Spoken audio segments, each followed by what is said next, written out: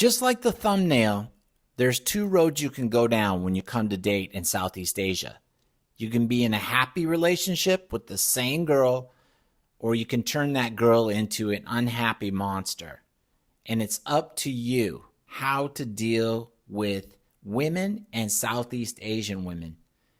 Men, I speaking as an American, were raised the wrong way, especially for today's world, and especially dating outside of America. It's a totally different culture for dating in these countries. So the horror story, I can tell you, I lost money. Worse, I had my heart crushed, all my dreams, and I wasted about 8-9 years with one girl. When we broke up, I went from being a fit, strong man that could hike up a mountain near Seattle, almost literally not stopping after a 3-4 mile hike, to this breakdown, emotional breakdown, panic attacks where I couldn't walk up one flight of stairs. All your dreams, all your hopes just gone down the toilet.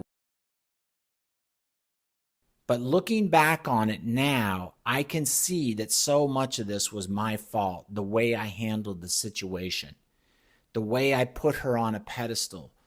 And when I tried to be the hero, I thought I'll be a hero like a Disney movie. I hate Disney now.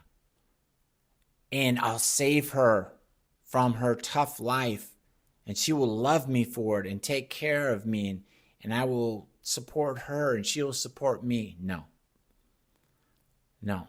You have to understand that there's so much BS Americans are taught from the news, documentaries, school, about the rest of the world.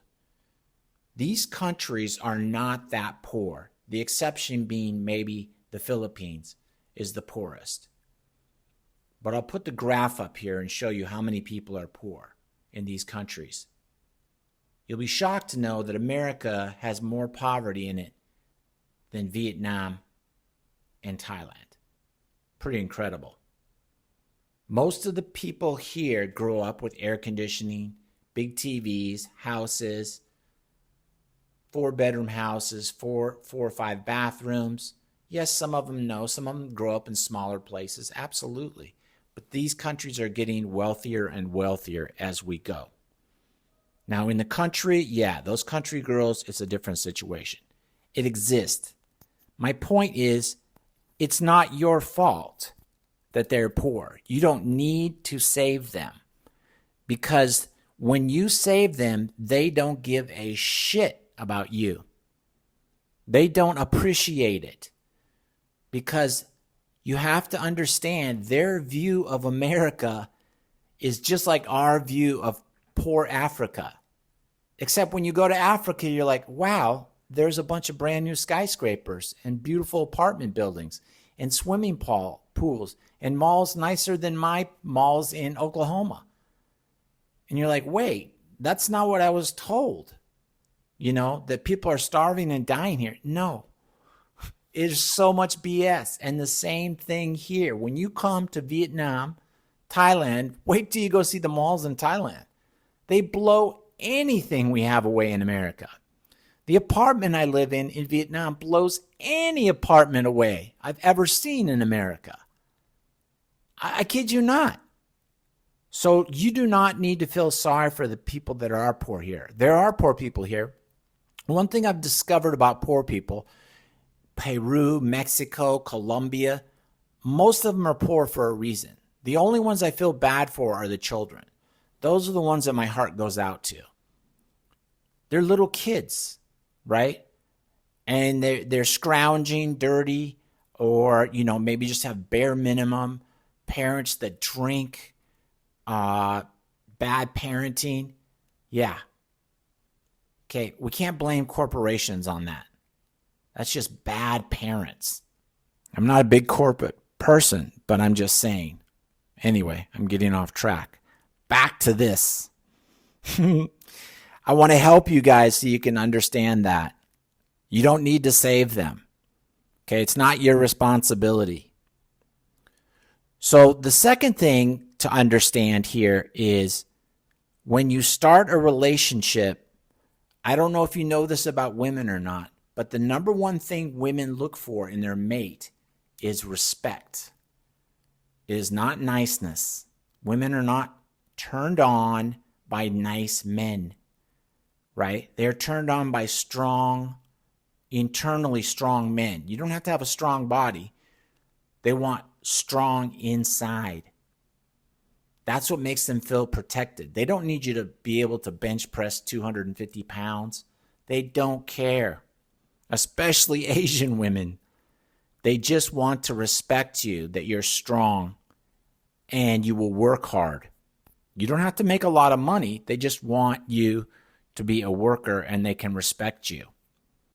You need to tell them the truth, even if they don't like it. Do not kiss their butt and tell them, oh, you're so beautiful, I love you. Oh, you're killing yourself. You're going to ruin the relationship. Tip number 1 for this is if you want to give a compliment, make it a backhanded compliment. I always did this with my girlfriends and it works great. Keeps them on their toes. Don't let them get too comfortable up on their pedestal. Society's always putting women up on a pedestal. Look at America. They're way, way higher than we are now. Everyone hates white men in America now, right? We are the bottom of the bottom. So these girls here will let you put them on a pedestal too. And when they get up there, good luck trying to get them down. They're comfortable up there. They want all those things you bought for them in the beginning. They want that stuff to keep coming or they're going to be upset. Start complaining. So you've got to chop them down with compliments. If you're going to say something nice, for instance, baby, you look so good today in black. I love it. Yesterday you wore green, right? Yeah, you shouldn't wear that. That's not your color. But today you look great. There you go. You just made her feel good. You brought her down a little bit, and now she's a little bit unsure. But she's pretty much happy. You have to keep them on their toes. You think they're not playing mind games with you? Oh my God. They are masters of manipulation. Women stick together as a team. Have you ever noticed that? We stick together, men, we stick together as fellow countrymen, right? Or a sports team, or as a family. We stick together. And those are all great things. But when it comes to being men and sticking to, no. So many men will throw another man under the bus. It's disgusting. It's so disgusting to me. We've got to support each other, have our backs. I think we can do it too. As men, we can stay strong and start to get our masculinity back. And I think women will come back to that. But they definitely don't like these simps or these weak men. We've got to be the ones like these guys that just say, I'm not going to date anybody anymore. Usually when you have that attitude, that's when women really want you. Right? Right? Strange. That's life. Okay, so one last tip.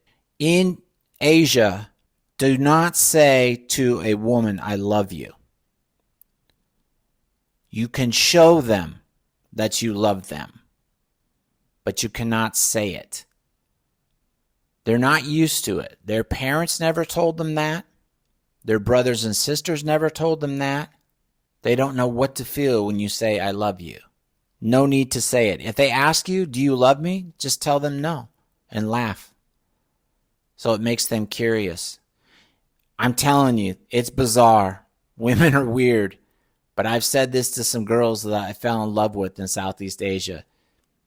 Almost undoubtedly, every one of them I almost broke up with soon after that because they treated me way worse once I said I love you.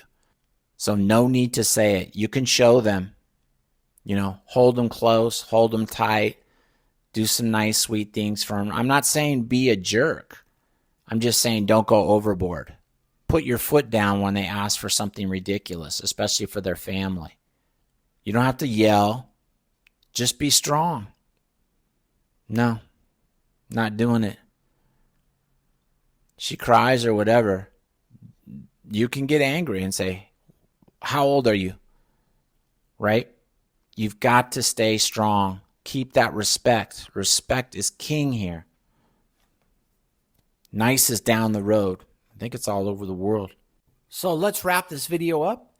And I just want to tell you there's good news. You know, women want a good man. And we just kind of have to, I'm not saying that I or you are bad men. It's just having to understand your opponent, aka a woman. So, and it's not like they're your enemy. After an NBA Finals game, the final game, they're going to shake each other's hand. There's going to be some respect there. I mean, it's a little bit like that. You got to, or negotiations, right? In business. You're not trying to destroy the other person. You're trying to work so that both sides can come out feeling like they did okay. But I think we have to understand the playing field, and it's serious. And we need to take it that way to be successful and be happy. I can tell you now, I'm pretty happy. I'm in a good situation. From all the mistakes I've made, I've learned, and maybe I can pass something on, a tidbit here or there that might be able to help you. All right, you guys have any comments, put them in the comment box, and follow if you like my content. Life's not easy, right? But it can be kind of fun too when you start to figure some of this stuff out and see how you can control our lives. Each of us can control our own lives better. It's a good feeling.